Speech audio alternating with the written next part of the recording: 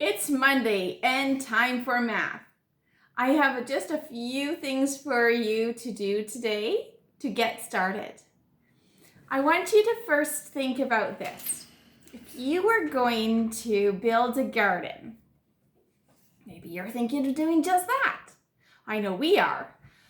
And you are thinking, in my vegetable garden, I'm going to be growing some delicious things for me and my family, but they might also be delicious to something that has long ears and hops around.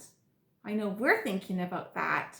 We have a few rabbits in our backyard, and I'm not just talking about our pet rabbit. There's a few friends for our pet back there.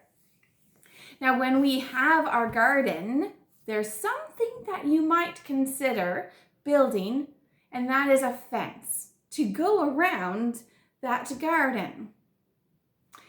But let's say we have to order some material from Home Hardware or Home Depot, some fencing material. We need to know how much to order. We're not just going to guess and get the people that work at the Home Depot or some other place, a home building center, to figure it out for us.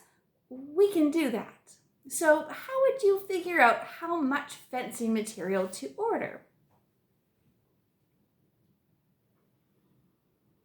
That's right. You would first measure how long and how wide, and then how long again, and then how wide your garden is, if it is a rectangle.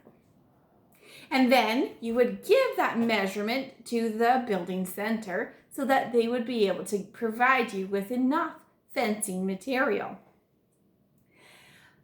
So that's what we're going to be doing today. We're going to be doing a measurement around the distance around an object or a space.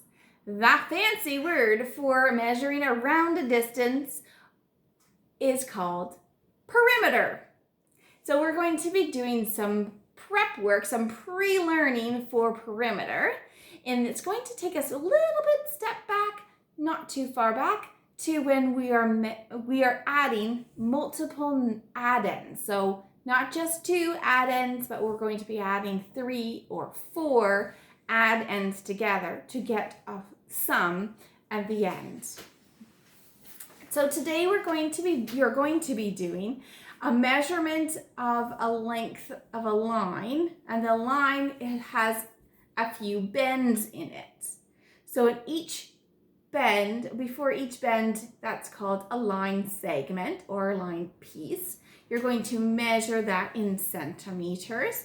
You can use the centimeter ruler that's on the bottom of your page or a separate ruler.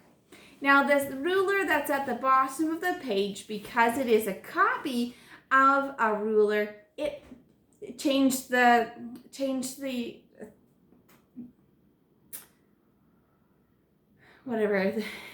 increments. The increments are not quite exactly a centimeter. So that might be a little bit of a challenge to use an actual unit measurement of centimeters with a ruler.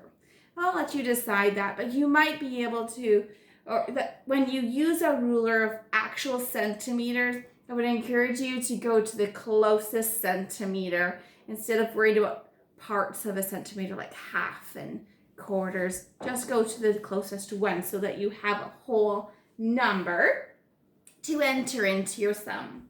So in each segment, you need to put a measurement in centimeters above the segments and then add them up to get the total length of each line. Find the length of each path. All right, so that's what you need to do for this page. How long is the path? They did an example. So this first segment is 3 centimeters, second segment 5 centimeters, last segment 2 centimeters. 3 plus 5 is 8. 8 plus 2 is 10 to get you 10 centimeters. For the extension activity today, you are encouraged to do task card number 1. So this is a separate attachment to the emails of what to print out. There are 4 task cards for this week. Today, I encourage you to do task card number 1. Have a great week.